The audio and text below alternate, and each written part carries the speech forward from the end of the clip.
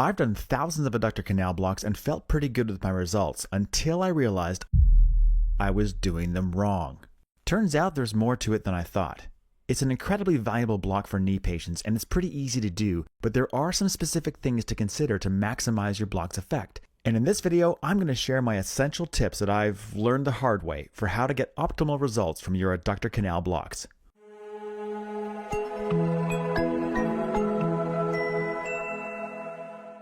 The main purpose of the adductor canal block is to provide relief from knee pain by blocking some branches of the femoral nerve that innervate the knee joint.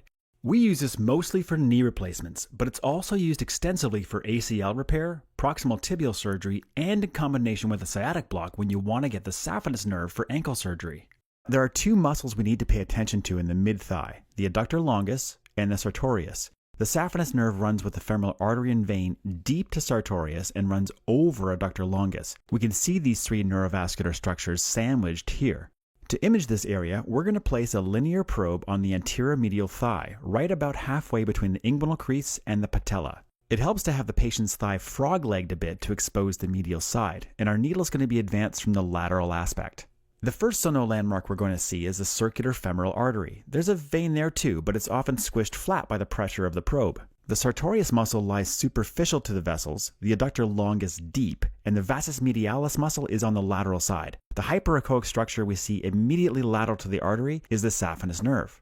Now, when this block was first described, the purpose was to achieve a motor-sparing version of the femoral nerve block by blocking some of the articular fibers of the femoral while avoiding the motor fibers so the patients could walk right away after surgery. And that part turned out to be true. A subsartorial saphenous nerve block does not cause quads weakness. Now, I grew up blocking femoral nerves for knee replacement, and the part I couldn't figure out was how a saphenous nerve block alone was supposed to provide knee pain relief. Being a curious sort, I blocked my own adductor canal and got a good skin block on my medial calf, which was to be expected, but not much else. Over time, we realized there was another nerve involved, the nerve to vastus medialis, which is a branch of the femoral. It runs nearby the saphenous nerve in the mid-thigh and helps supply the knee joint. In fact, a good chunk of the anterior medial capsule is innervated by these two nerves. And now we began to understand why a block at mid-thigh that got both of these nerves would provide decent pain control for knee patients. We're going to get into how to do the block, but first, there is some confusion and debate about the adductor canal nomenclature. You'll see the name femoral triangle block also used for what appears to be a very similar technique. What's the deal? Okay, so remember our adductor longus and sartorius muscles? Well, the point where the medial edge of both muscles meets is the apex of what's called the femoral triangle. Technically speaking, if you block the saphenous nerve and the nerve to vastus medialis proximal to this point, you're in the femoral triangle. If you block those nerves distal to that point, you're in the true adductor canal. So is this important? Not really. It does make for boring debates about nomenclature, and I suppose if you were a 19th century anatomist, you might have strong feelings about one or the other. As a proceduralist, here's what we know. You can put the local anesthetic in the subsartorial canal several centimeters proximal or distal to the apex of the femoral triangle and get the same effect. So distinctions are academic. We're all doing the same block. If you want to call it femoral triangle or adductor canal, that's cool. Just know that in practice, it's kind of the same thing. And really, we just want to do the block at about the midpoint between the inguinal crease and the top of the patella. If we do put our probe exactly at the apex of the femoral triangle and image the femoral artery, we'll see that the medial edges of sartorius and adductor longus meet here. Now, I don't know about you, but to me this looks a lot like a whale with the artery as the eye. Once you've seen it, you'll never not see it. You're welcome. And it's no fluke. It's a fantastic landmark to get you started. Okay, I'll stop. Anyway, if we travel north with the probe, the adductor longus muscle becomes more prominent and the sartorius muscle appears to slide laterally off the artery. You don't want to block too proximal or you'll start to get more motor fibers and end up with quads weakness. Not good. In contrast, if we slide back the other way, adductor longus disappears. Too far down and the two nerves that we're after deviate from one another and your block may not work as well. So I'll usually start at the midpoint of the thigh, verify that I'm more or less at the apex, and then move lateral and fine-tune my position until I have a clear view of the plane between sartorius and vastus medialis. It's this plane that I want to target with my needle. But there's a problem. I know the saphenous nerve is here because it's always right beside the artery. Where is the nerve to vastus medialis? Well, we know it lies in the intermuscular plane between sartorius and vastus medialis muscle, but it's not always clear. It could be this, or this, or this. And there's worse news. The two nerves are separated by a fairly tough tissue layer called the vastoadductor membrane. You see it glistening here. Dissection studies show that these two nerves essentially live in two separate fascial tunnels. And we can tell this clinically. When we bring a needle across in the fascial plane, there's often some resistance, and then as the needle passes through the membrane and into the perivascular space where the saphenous nerve lies. The implication is that if you want to get both nerves, you can't simply put local next to the artery because that membrane is likely to prevent spread back along that fascial plane to the NVM. Well, if we can't see the nerve all that well, but we do want to block it separately, how do we do that?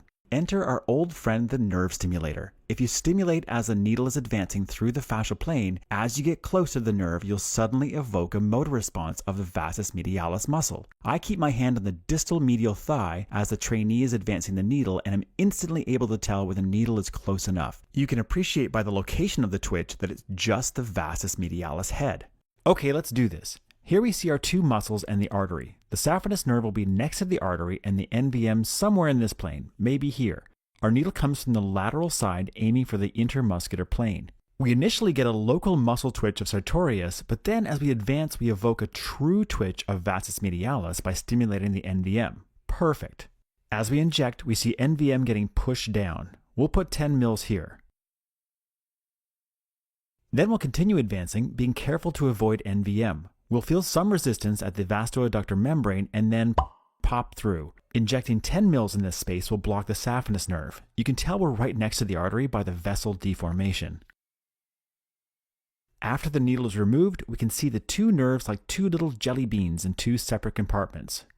Moving a little up or down confirms good spread, and we can really see the vastoadductor membrane easily here, separating the two pockets.